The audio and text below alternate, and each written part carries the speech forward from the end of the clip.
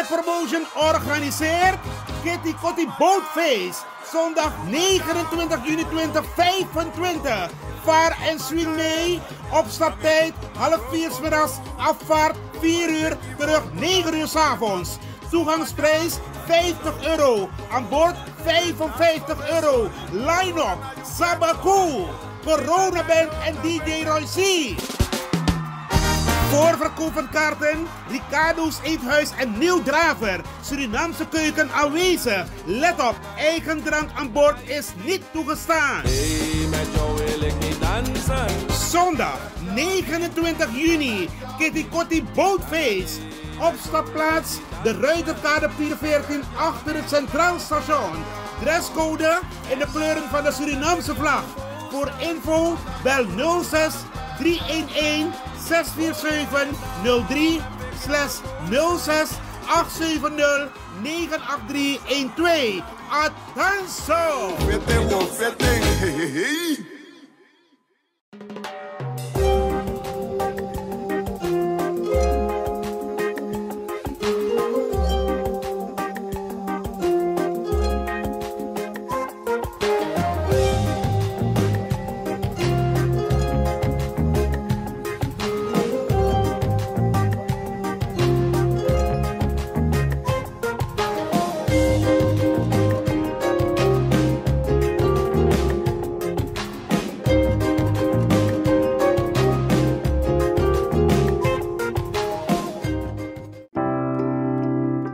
Zorgen moet je doen, niet maken. Zorg is persoonlijk. Onze jongste patiënten krijgen daarom bij de huisartsenspoedpost ook een persoonlijke behandeling. Onze artsen zijn zeer bekwaam in het opvangen en behandelen van uw kind. Huisartsenspoedpost Suriname. Uw zorg is onze zorg.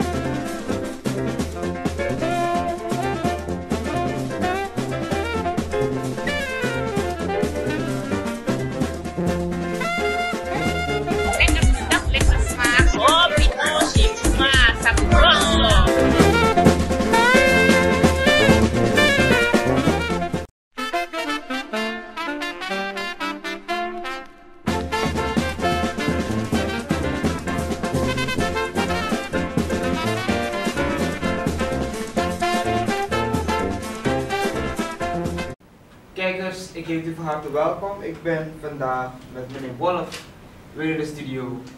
Meneer Wolf, hoe gaat het met u? Wel, om eerlijk te zeggen, ego. En ik wil onze kijkers ook groeten. En in het bijzonder, mijn koron familie, mijn koron braden en assisa. En ook mijn mensen in het buitenland, overal waar ze zitten.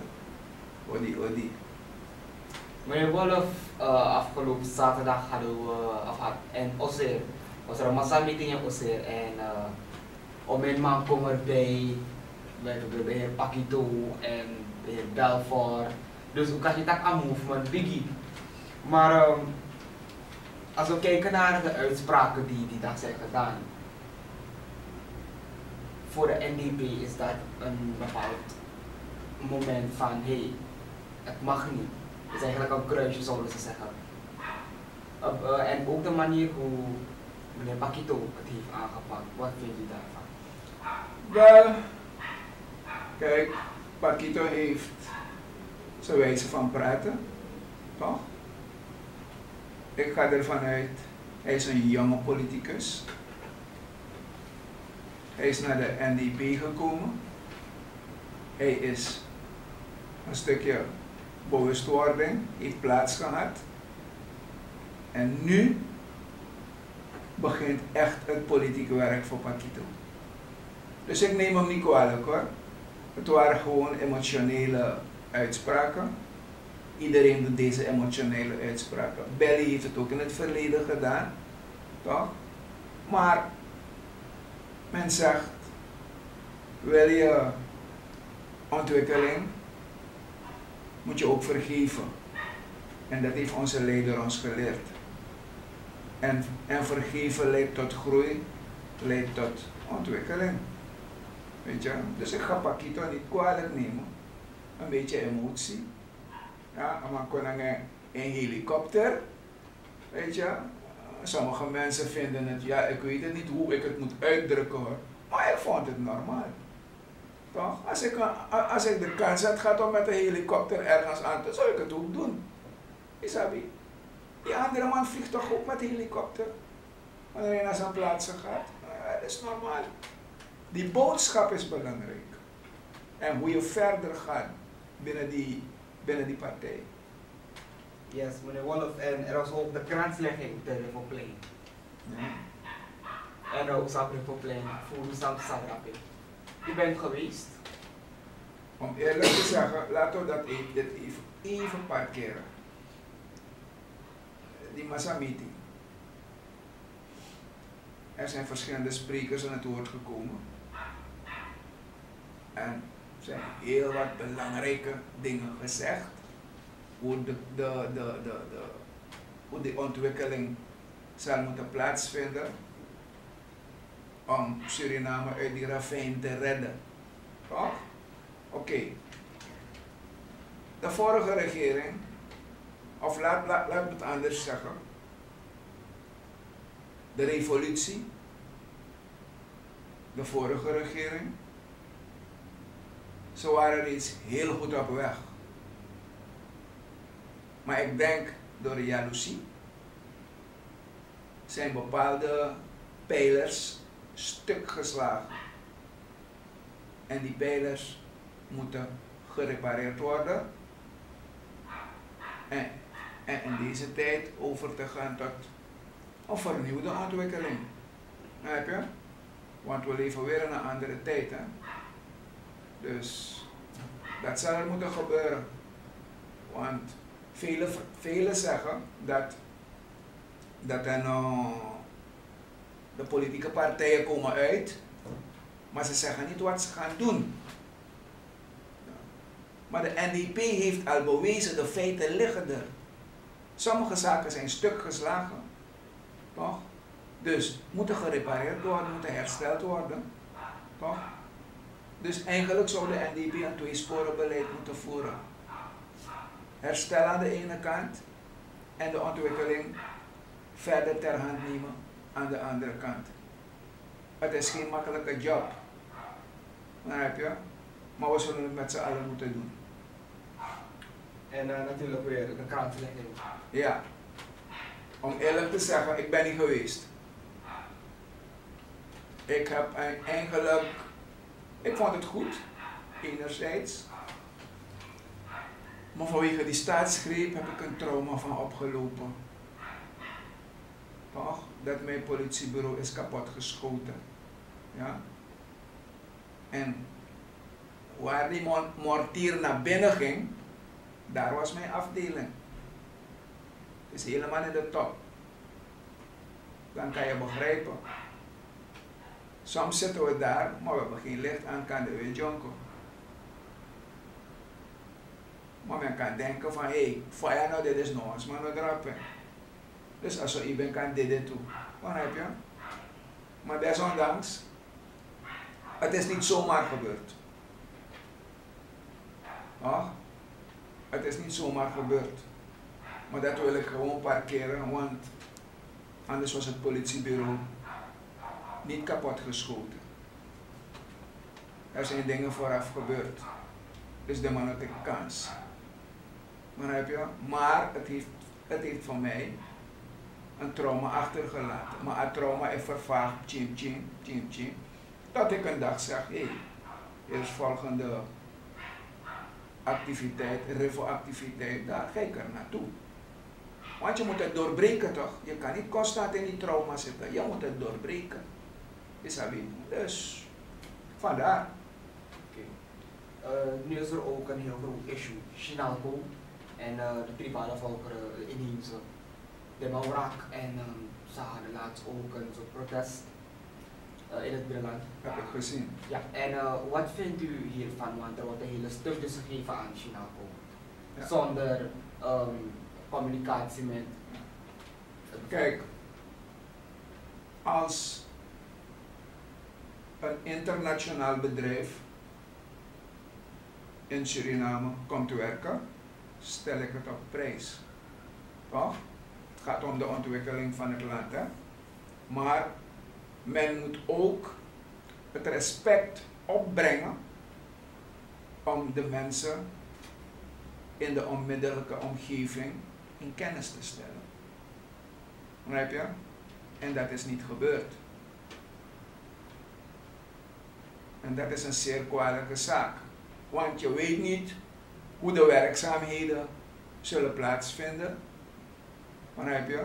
En die mensen hebben een angst wat hen in het verleden is overkomen. Ja? En dan wordt er nog gezegd, de eerste 3 jaren zullen alleen Chinezen daar werken. En na die 3 jaren zal men Surinamers in dienst nemen. Begrijp je? Dus al dit soort dingen hebben een beetje,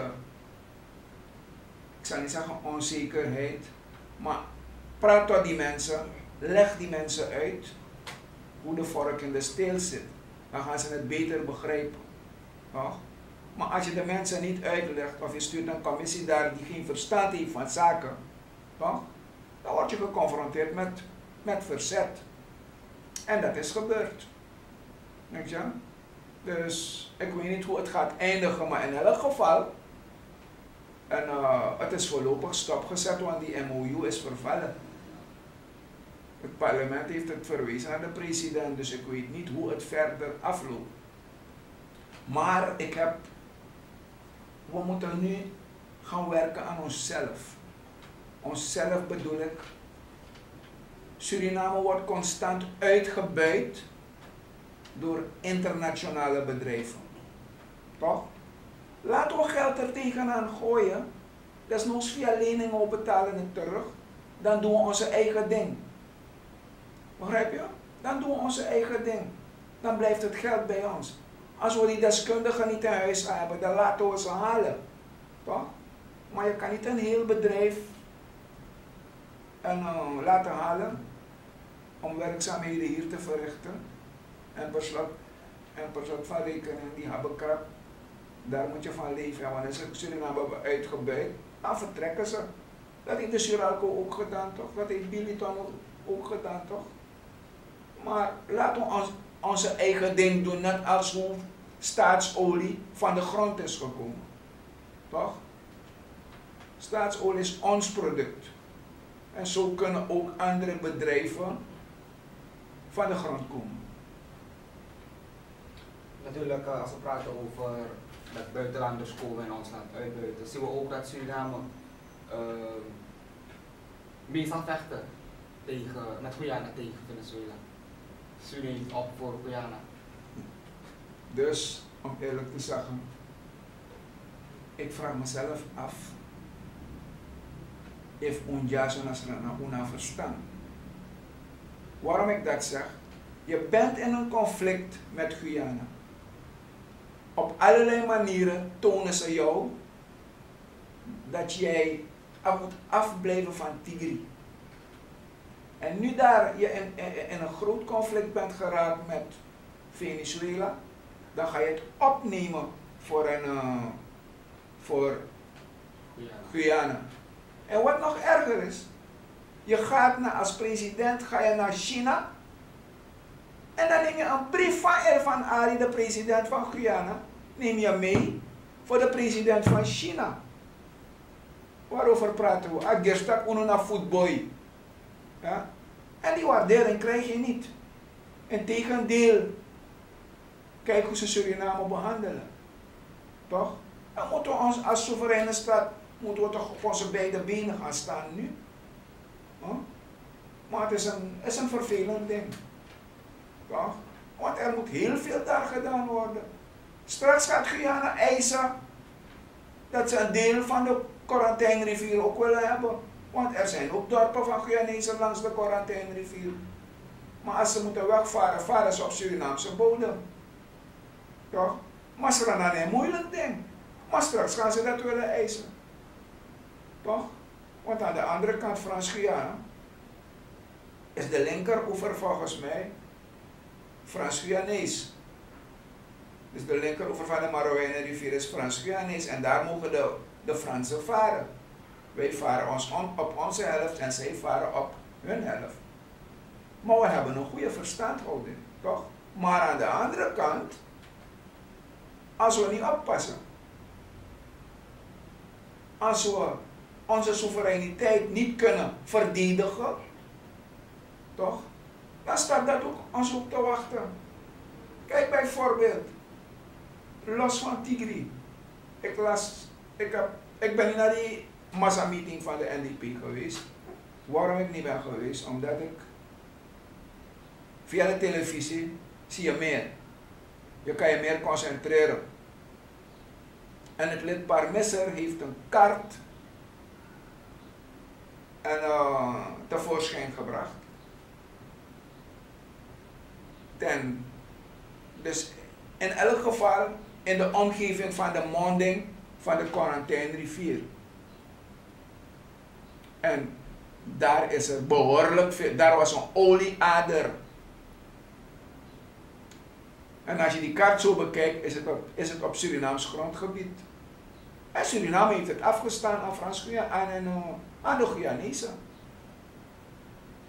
Heb je? Dus we ser akondre funo in plaats dat hij uitjar akondre tot ontwikkeling. Nou, dat is wel erg dat Suriname Guyana's ondersteunt terwijl wij ook beroofd worden van onze gronden. Maar als we even kijken, ook de straten niet geworden om naar Nikeri te rijden, zijn heel erg verslechterd. En minister van Openbare Werken is geweest op Koroni. Hoe vond u de manier hoe de bewoners vragen hebben gesteld? Want u moet begrijpen, ze zijn heel erg gefrustreerd. Kijk, ik wist dat het eens zou gebeuren. Dit is niet de taal van de Koroniaan. Koronianen zijn beschaafde mensen. Toch? Maar de bigismo aan taki, abwa uitdrukking taki, no tek ne worum brofroiti. Toch, is een uitdrukking hoor. En dat is gedurende een x aantal jaren gebeurd. Corona heeft een zekere achterstand opgelopen. Ik vraag me alleen maar af hoe we uit deze achterstand komen. Toch? De sluispoorten zijn stuk. En Ingi Kondre heeft intussen een grote meer. Wanneer je daar voorbij rijdt, denk je soms dat je langs het stuwmeer gaat. Alleen maar zoutwater. Vroeger konden de mensen planten in de Bakajari. Ze kunnen het niet meer doen, want de grond is verzild. Begrijp je? Dus niemand maakt zich druk over corona. En wanneer ze stemmen nodig hebben, dan gaan ze zogenaamd. Begrijp je? Maar de Coroniaan is verstandig geworden. Toch? Of laat me niet zeggen verstandig, want ze waren altijd verstandig. De Coroniaan is bewust geworden. Ja, dus no one's man, ik kon kiezen in Coron Mamoro. Weet je, ik vind het jammer. Ik kan een hele geschiedenis over corona vertellen. Vanaf mijn kinderjaren tot heden. Maar ja, de tijd is kort, misschien een andere keer. Maar corona heeft behoorlijk te lijden gehad hoor, door die zeewater en de agrarische sector. Want LVV en OW, ik zeg het, LVV en OW hebben corona vernietigd. OW was verantwoordelijk voor het opgraven van de kanalen en LVV voor de agrarische sector. Begrijp je? Maar het is helemaal verkeerd gegaan. Bomen zijn gegroeid in een kanaal Fosi a kanaal ba blaka watra, no na bruin watra. Maar dan heb je, iemand kan theedorren of zo, ik kan go wasi visie. Kijk, we hebben water gedronken uit die kanalen. Gedronken, want we hadden geen leidingwater. Maar niks op zanga, het was gezond water. No go drinken, no, je zou op zanga. Weet je? Dus men heeft corona verpest. En ook toen is er een vergunning uitgegeven voor een particulier ziekenhuis. Ah, kijk, ik ben geen tegenstander van een ziekenhuis, een modern ziekenhuis in Suriname. Ze hebben hoe je dat ding weer hebben ze weer gedaan? Ze hebben een onderzoek gepleegd, een haalbaarheidsonderzoek hebben ze gepleegd. En het ziekenhuis heeft een vergunning gehad van de president, dus ze gaan nu bouwen. Oh? Maar wat jammer is, onze ziekenhuizen liggen aan de grond. Onze artsen, specialisten, verpleegsters, die vertrekken. Als zo'n ziekenhuis nu in Suriname komt, wat denk je dat er gaat gebeuren? Ze hebben alle equipment, ze hebben alles in huis. Dat wil zeggen, het wordt een zware concurrentie met de overige ziekenhuizen. Als je niet oppast, zullen ze moeten sluiten. Waarom heeft de overheid niet gezegd, hé, laat maar jullie voorzien van alles wat jullie nodig hebben. Toch? En dan gaan we verder. Dat was een particulier ziekenhuis niet nodig. Toch? Maar soms krijg je het gevoel dat ze bewust alles hebben stuk geslagen. Want dat was ook een van de pijlers van deze Bouterse. Toch? Een ongezond volk kan geen ontwikkeling brengen. Ja, maar dat zien wij nu. Om door te gaan. Dagelijks lees ik jonge mensen komen te overlijden. Hoe komt dat? Heeft men het eens onderzocht hoe jonge mensen 35, 40 komen te overlijden? Toch? Het moet onderzocht worden. Komt het door die COVID-vaccinatie? Ik weet het niet. Ik ben niet gevaccineerd, dus ik kan, als er wat met me moet gebeuren, dan is het wat anders. Maar in elk geval, te veel jonge mensen gaan nu komen te overlijden. En dat is jammer. Maar denkt u dat ook al komt zo'n ziekenhuis, een particulier nog erbij, maar dan gaat u ook prijzig zijn. Als ze echt alles in huis hebben. Ja, dus daarom zeg ik, wat voor afspraken zijn er gemaakt? Gaat men betalen in dollars? Gaat het SZF, wat is de relatie tussen SZF en die particulier ziekenhuis? Toch? Want als ze alle equipment in huis hebben, gaan ze ook operaties verrichten die wij in het buitenland doen. Wie gaat het betalen? Toch? SZF betaalt er niet voor buitenlandse operaties. Ze hebben allerlei hoe noem je het?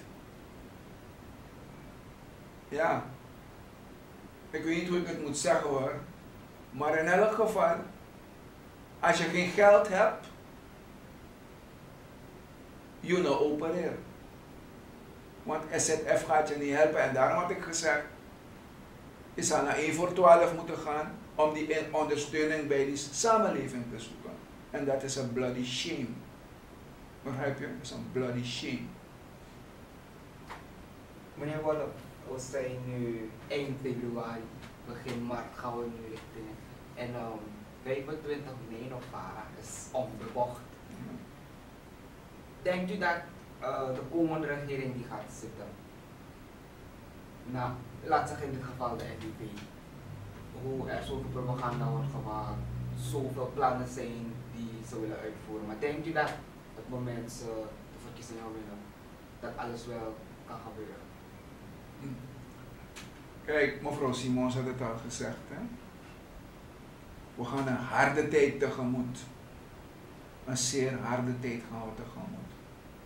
De NDP is voornemens om dit land uit die slop te halen. Begrijp je? Maar het zal niet makkelijk zijn. Daarom heb ik gezegd, er zal een tweesporenbeleid gevoerd moeten worden. Aan de ene kant gaan we door met de ontwikkeling. We doen moeite om door te gaan met de ontwikkeling. Maar aan de andere kant, toch, alles wat voor ons is achtergelaten, moeten we opruimen. Toch? Die fundamenten die wij hebben gelegd, de NDP heeft gelegd, toch? Sommige zijn stuk geslagen, sommige zijn beschadigd. Dus dat alles moet hersteld worden om terug te gaan naar een nieuwe orde. Heb je? En dat is niet makkelijk. Als het volk dat begrijpt, dan denk ik dat we er wel komen. Maar het zal geen makkelijke job zijn. Zeker weten. Dus toch dan nog even, want nog de staat nog, ga je nog even naar de verkiezingen die buik moeten binden, om het zo te zeggen. Wat zei je? Je gaat naar de verkiezing toch je buik even moeten binden. Vanzelf. Vanzelf. Je zal het moeten doen. Omdat die slagen die wij hebben geïncasseerd gedurende deze 5 jaar, om het zo te noemen. Deze 5 jaar. Toch? Denk je dat die pijnen binnen enkele maanden geheeld zullen worden? Ik denk het niet. En het bewustzijn dat die Oemuschari onder een volk. Want vele mensen verwachten, NDP wint een verkiezing en dan wordt dorp. Toch? Maar het is weer een proces. Toch? Het is geen makkelijk proces. Want er is heel veel geld geleend. Ik denk 8 tranches nog. Ik weet niet precies hoeveel het is. Waar zijn die gelden naartoe? Wat zijn met die gelden gebeurd? Niemand kan onverklaard. Volgens mij zelfs het parlement kan niet aangeven wat met de gelden zijn gebeurd. Toch? Nu zie je dat men met bepaalde populistische projecten naar voren wil komen. But it's too late. Het volk heeft haar keuze reeds bepaald. Dekyo krabasi ano sheng, masapemba ano sheng, begadoti ano sheng, natampumfui ala. Och, deze regering moet naar huis. Weet je? Ze moeten naar huis. Kijk, als we verder gaan. Waar zijn de vakcentrales? Kijk hoeveel acties er plaatsvinden. Scholen, bedrijven en overheidskantoren. Er vinden allerlei acties plaats. Maar al die acties zijn identiek. Waar zijn de vakcentrales? Of zitten ze onder de tafel op een kluifje te wachten? Laten we elkaar niet voor de gek houden, man. We hebben behoorlijk werk te doen. Maar ik hoop dat wanneer de NDP aan de macht is, misschien in een samenwerking met anderen, hoop ik niet dat ze weer de straat opkomen. Dan wordt het oorlog. Want dan ben je niet eerlijk bezig, toch? Want nu zwijg je als het graf. En wanneer het in een volgende regeerperiode niet zo 100 gaat, maar de mensen doen hun best, dan ga je weer op straat komen. En dan wordt het oorlog. Echt waar. Want dit gaan wij niet accepteren. We gaan voor ontwikkeling. Laat het ontwikkeling zijn. En niet elk ogenblik bommelen. Sorry. Want NDP heeft bewezen, of de revolutie heeft bewezen wat ze kunnen. Toch? Maar hoor je, de feiten liggen er. Bruggen, scholen, woningbouw en SZF. Te veel om op te noemen. Toch? Maar wanneer men praat over deze regering of de militaire periode, dan hebben ze de staatskas leeg geroofd. Dan ben je toch niet eerlijk bezig. En dat is jammer. Ja, maar aan de andere kant is het de mentaliteit van onze mensen. echt de mentaliteit van onze mensen. Ik weet niet wanneer we gaan changen dat het overgaat in het positieve. Ik weet het niet. Maar ik weet dat het een helft job wordt na 26. Natuurlijk. En meneer Wolf, wat vindt u van de presentatie van meneer Nede en Grandels? Om eerlijk te zeggen, ik vind het tof. Het was een eerlijke presentatie. Ja? Ik was er in die tijd. Dus ik ben 80% met ze eens. 20% wil niet zeggen dat ik oneens ben. Maar er zijn ook dingen intern binnen het leger dat je niet weet. Toch? Maar ik kan ze hiervoor complimenteren. Ze hebben hun best gedaan. Want alles wat ze hebben gezegd, was ik van op de hoogte. Dus de meneer Joko. Dus als men zegt dat dat ding een dictatuur was, dan wil ik het niet geloven. Waarom ik dat zeg? Het waren jonge militairen. Ze hebben fouten gemaakt, ja. Maar ze hebben een regering samengesteld om het land te besturen onder het militair gezag. En gaarne dat proces is men weer overgegaan tot democratie. Toch? Want ik ga je eerlijk zeggen, ik heb geen druppje respect voor onze democratie. Tot vandaag niet. Onze democratie moet geordend worden. Dus onze democratie is eigenlijk een verkapte dictatuur, om het zo uit te drukken. Ik durf het te zeggen. Maar onze democratie moet geordend worden. Als je kijkt naar de buitenlandse regeringen, de buitenlandse parlementen, dan zie je een heel andere situatie daar dan hier in Suriname. Weet je? Dus er moet heel veel gebeuren met onze democratie. En ik hoop dat de NDP, wanneer ze aan de macht komen, dat ze ook daaraan gaan werken. En dat begint ook bij de antecedenten van personen, 1. En ten tweede, de kwaliteit van de personen die in het parlement zitten. Want sommigen verstaan een wet niet eens, maar ze zitten daar alleen maar om hun vinger op te steken. Begrijp je? En dat nog kan. En meneer Wolf, hoe bent u NDP'er geworden? Boy, dat ik NDP'er ben geworden, om eerlijk te zeggen, vanuit mijn politie zijnde. Ik haatte de NDP, ik haatte Bouterse vanwege die staatsgreep. Ik was niet politiek bewust.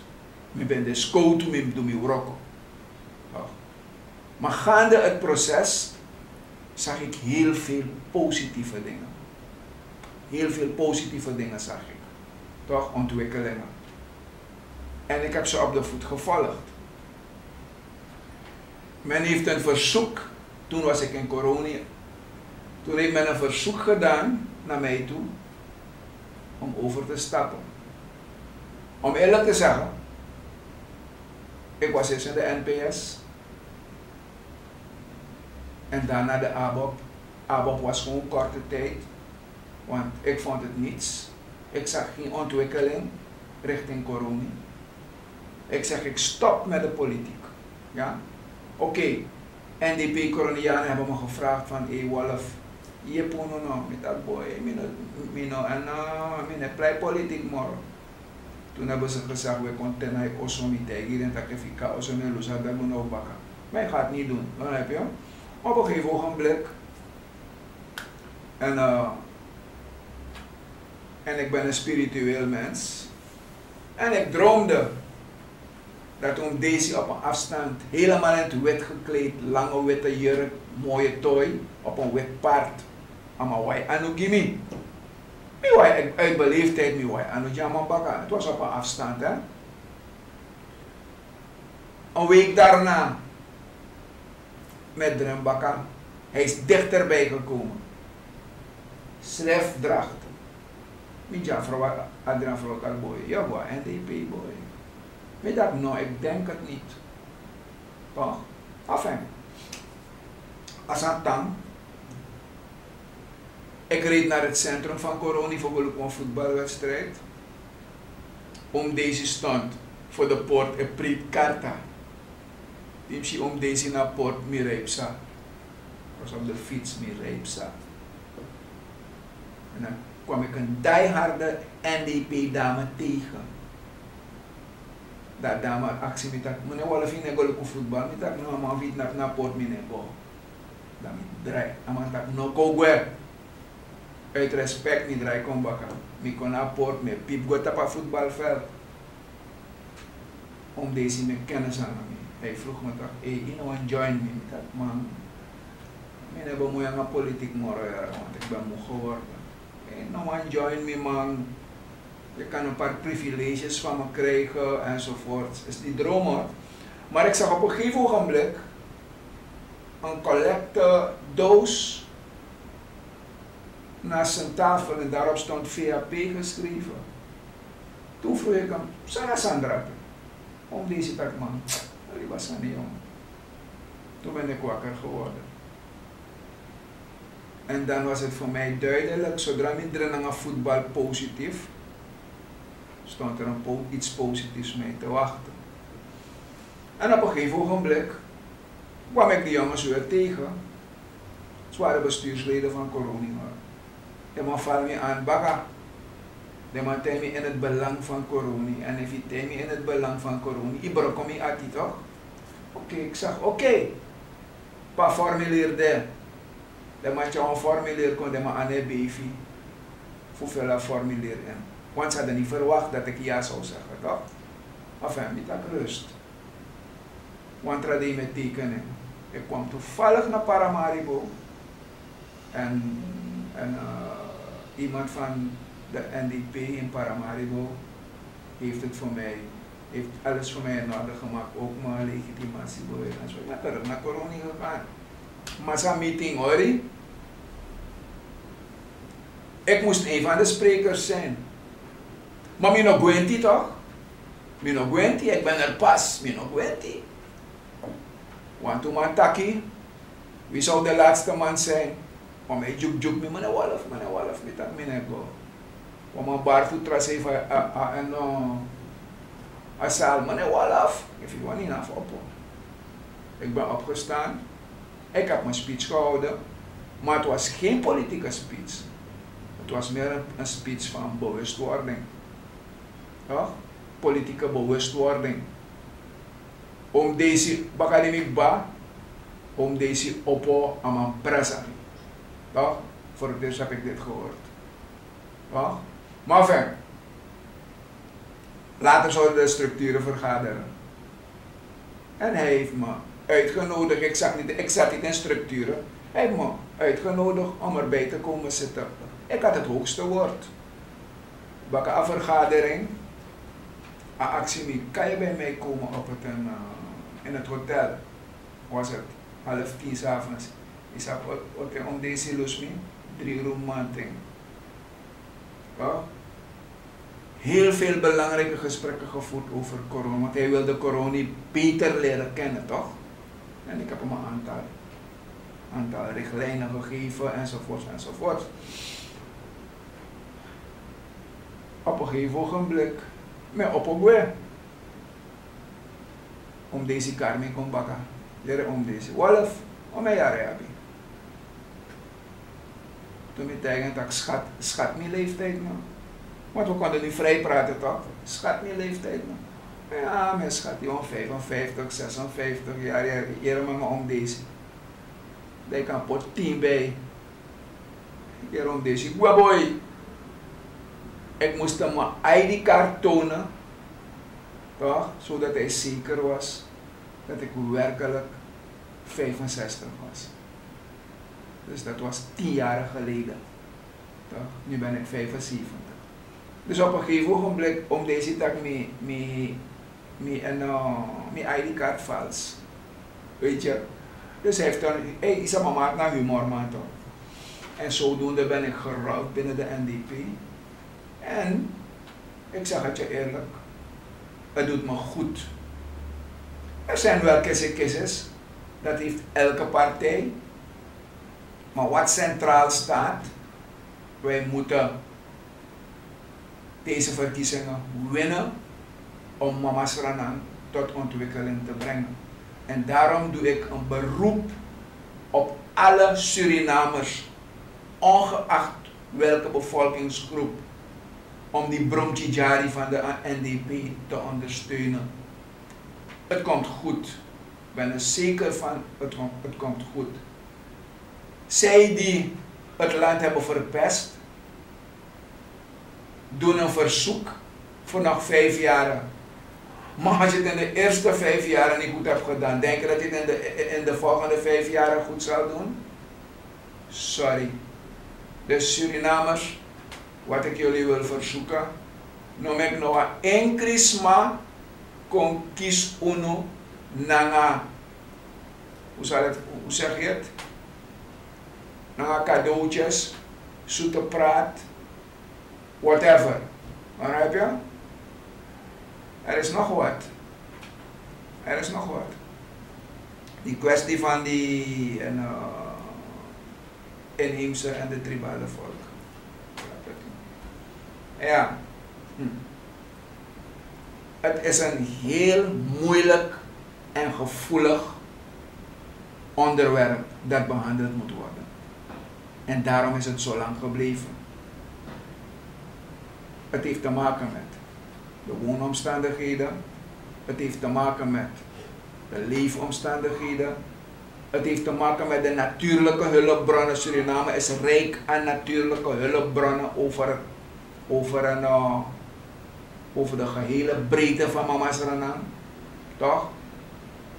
Dus er moet goed gepraat worden, want ik hoor me praten over demarcatielijn. Demarcatielijn zijn de grenzen.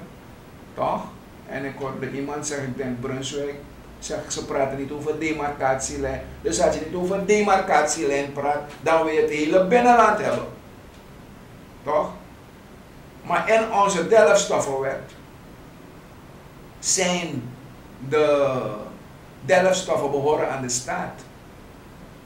En van het noorden naar het zuiden en van het oosten naar het westen, Suriname is een soevereine staat. Toch? Uno kan je praten naar Suriname. Toch? Uno kan praten Suriname naar toedeel. Een staat in een staat. Dat kan niet. Maar er moet wel gepraat worden om een aantal van de problemen die er zijn, hoe we ze gaan oplossen. Want we hebben die dignitarissen, de hoogwaardigheidsbekleders in het binnenland. Die man aan een vriendje. Toch? Die mannen moeten ook dat respect genieten van de regering. Maar heb je? Dan komen we tot betere oplossingen. Maar als je de mensen aan hun kant zet en je doet wat je wil, dan hebben we een probleem toch? Omdat men gedurende decennia, jaren, honderden jaren, nooit iets eraan heeft gedacht om het binnenland te ontwikkelen.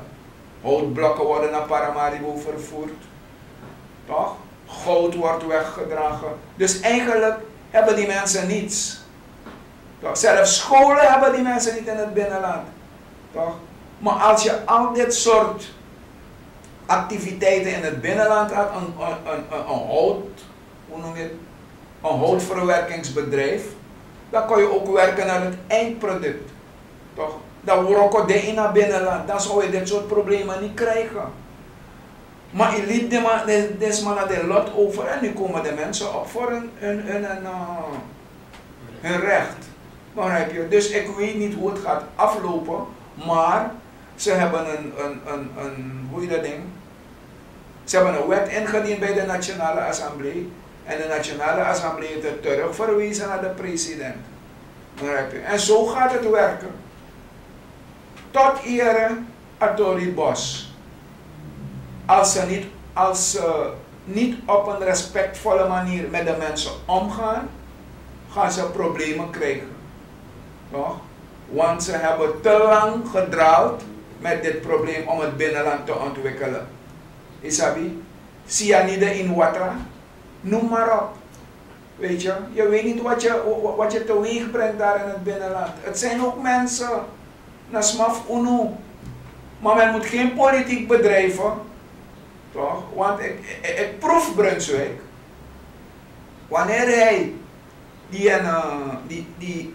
die wet heeft ingediend, of zijn mensen die wet hebben ingediend, en het wordt afgewezen, of het wordt aangehouden, dan gaat hij naar zijn achterban gaan. Hey, Ushi toch, mi wan yepo no ma de manomang, of de manowani.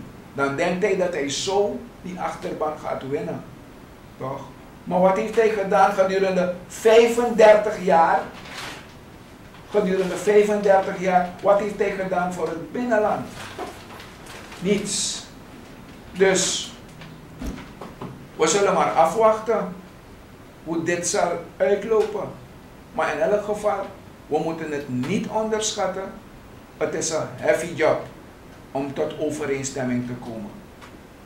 Natuurlijk, meneer Wolff, dank u wel dat u vandaag ook in de studio bent gekomen. Om natuurlijk over al deze problemen zo een beetje te praten. Kijkers, dat was meneer Wolff hier in de studio bij Kulturu TV en ik wens u een fijne dag verder. Oké. Mr. Pebble Banger.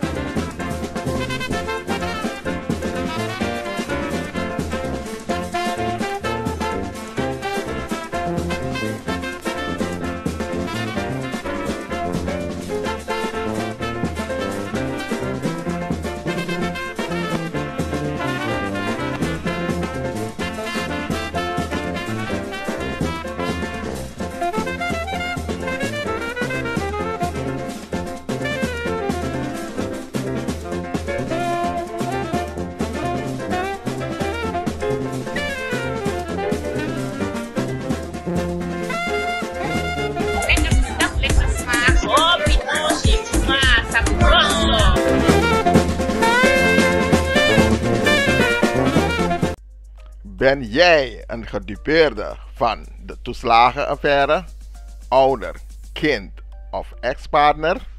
Ga dan naar stichtingherstel.nl. Herstel met dubbel L. Met Stichting Herstel kom je er wel.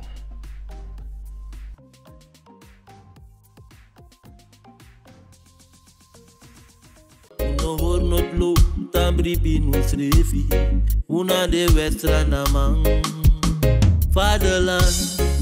Suriname is je vaderland.